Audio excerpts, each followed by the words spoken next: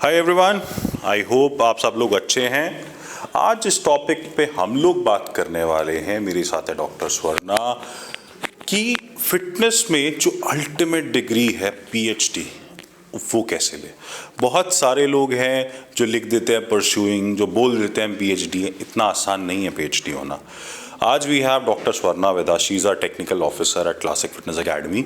आज ये आपको बताने वाली है कि पीएचडी कैसे होती है, इसमें क्या क्या करना पड़ता है, कौन सा एग्ज़ाम देना पड़ता है और उसके साथ साथ कितना चैलेंजिंग होता है। इतना आसान नहीं है अपने नाम के आगे पीएचडी लिखना। तो स्वर्णा, मुझे बताओ पहले कौन सा एग्ज़ाम देना पड़ता है टू बिकम अ पीएचडी और डॉक्टरेट। हेलो एवरीवन, सबसे पहले पीएचडी के लिए आपको ग्रेजुएशन और पोस्ट ग्रेजुएशन एग्ज़ाम ज़रूरी हैं। आपके पास ये दोनों डिग्री होनी चाहिए, उसके बाद ही आप पीएचडी परस्यू कर सकते हैं।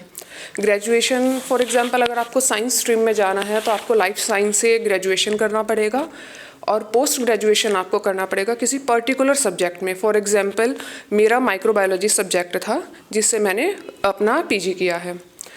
अब पोस्ट ग्रेजुएशन के बाद डिफरेंट यूनिवर्सिटीज़ अपने एंट्रेंस एग्ज़ाम लेती हैं। ये ऑल इंडिया लेवल पर होते हैं और ये एग्ज़ाम क्लियर करने के बाद ही आपको पीएचडी में एडमिशन मिल सकता है। तो इसमें आपके डॉक्यूमेंट्स वगैरह सब चेक होते हैं, इसमें क्या होता है?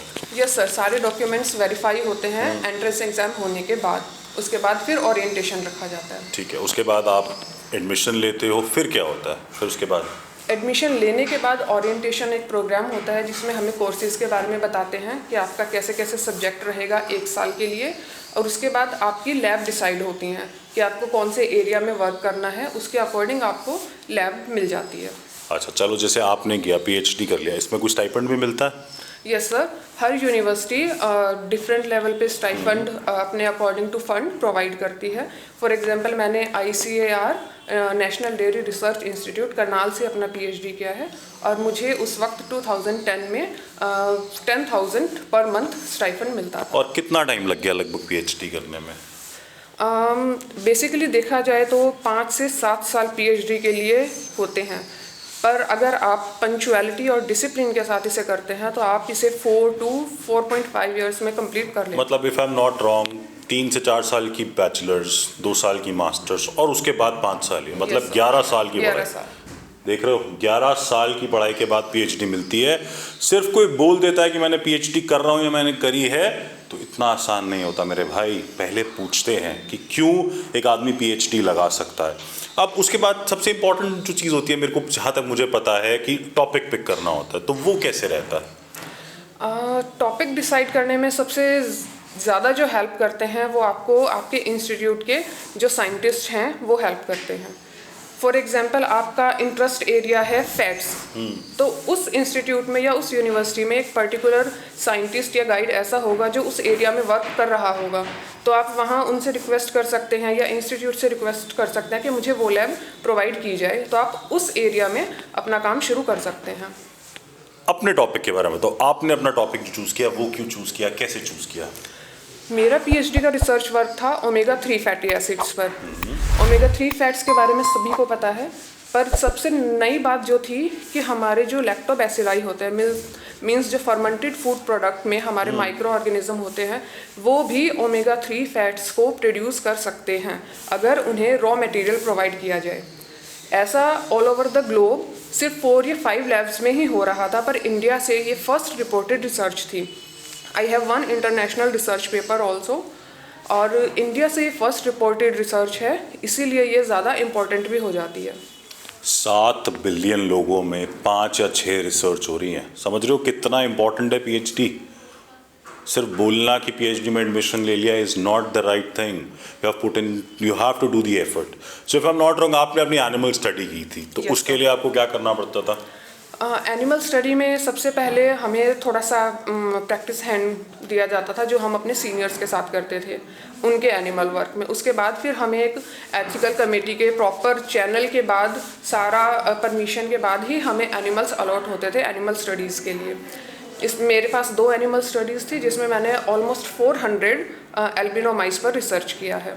मतलब चूहे इन्होंने अपना जो स्टडी था सारा वो रूमिनेंट्स या फिर एल्बिनो माइस पे किया। क्या करना होता था उनको, डाइट देखिए, क्या क्या करते थे आप? दोनों ही स्टडी एक एक महीने के लिए थी और प्रॉपर उन्हें सुबह और शाम डाइट दी जाती थी स्पेशल ओमेगा 3 फैट रिच। इसके बाद सुबह और शाम उन दोनों के केज की सफाई होती थी, जो वहाँ एनिमल हाउस के हमारे जो हेल्पर होते हैं वो भी कर देते हैं, थोड़ा साथ में स्टूडेंट भी, ताकि उन्हें लगे कि हाँ रिसर्च वर्क एक्चुअली कंडक्ट हो रहा है। और इसके अलावा डाइट के अलावा उनके बाद जब भी उनकी टेस्टिंग होती है, मींस 0 डे पर, 15 डे पर या 30th डे पर, हम उनके tissue samples, blood samples heart से कलेक्ट करते हैं और इसके बाद फिर उन्हें लैब में ले जाके फर्दर प्रोसेस करते हैं। तो वो सैम्पलिंग जो थी वो आप खुद करते थे? यस सर, सैम्पलिंग हम खुद करते हैं। इवन ब्लड लेना, आई से लेना है या हार्ट से लेना है, आपको इंटेस्टाइन का सैंपल चाहिए, स्प्लीन का सैंपल चाहिए, किडनी चाहिए आपको, वो हम लोग स्टूडेंट कलेक्ट करते थे। वाह यार, अमेजिंग, इज़न्ट दैट अमेजिंग कि आप जो उनको खिला रहे हो उसके बाद उनके रिजल्ट्स निकाल कर देख रहे हो, फिर उसको प्रोसेस कर रहे हो, और ये सारा होने के कितने टाइम बाद आपको लगता है कि आपका डेटा जो है अब ठीक चल रहा है? एक बार प्रैक्टिकल वर्क कंप्लीट होने के बाद आपको 6 से 8 महीने कम से कम लगते हैं पूरा पीएचडी का थीसिस लिखने में, पूरे डेटा को प्रोसेस करने में और फाइनल रिजल्ट्स आने में। Very good, yaar. So this is how difficult and this is how laborious a PhD is. Now, Swarna, anything for people who are looking at a PhD degree, जिनको लगता है यार मुझे पढ़ना है और मुझे PhD करनी है, तो क्या ऐसी चीज़ें दिमाग में रखे जब PhD करने के लिए जाएं? सबसे पहले पीएचडी करने के लिए आपको पोस्ट ग्रेजुएशन के बाद ही ध्यान देना चाहिए कि आपको कौन से टॉपिक पर और कौन से इंस्टीट्यूट से करनी है, ताकि आप ये ध्यान में रख सकें कि उसका एंट्रेंस पेपर कौन से मंथ में होने वाला है और उसके लिए रिक्वायर्ड स्टडी मटेरियल क्या क्या है।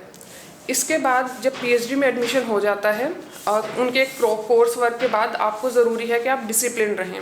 मीन्स आपकी लैब का टाइमिंग है 9 to 5, तो आपको ज़रूरी है कि 9 o'clock आप लैब में पहुंच जाएं, वहां अपना वर्क बिल्कुल अच्छे से करें। 5 o'clock के बाद आप थोड़ा सा रेस्ट ले सकते हैं।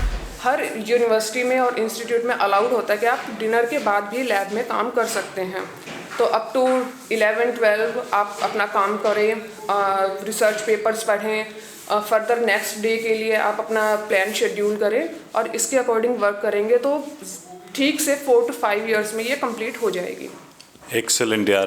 So this is how you can get into a PhD. This is how you can become a doctorate of philosophy. अपने नाम के आगे डॉक्टर लगा सकते हो, ये आप कर सकते हो। इसके लिए और जो डिटेल्स हैं हम नीचे डिस्क्रिप्शन में भी डाल देंगे, बट यहाँ पे हम कुछ एक्स्ट्रा भी करेंगे। अगर आपका इंटरेस्ट है पीएचडी करने में, we have a in house person, we can book an appointment where you can come and ask your questions to her, only relevant questions.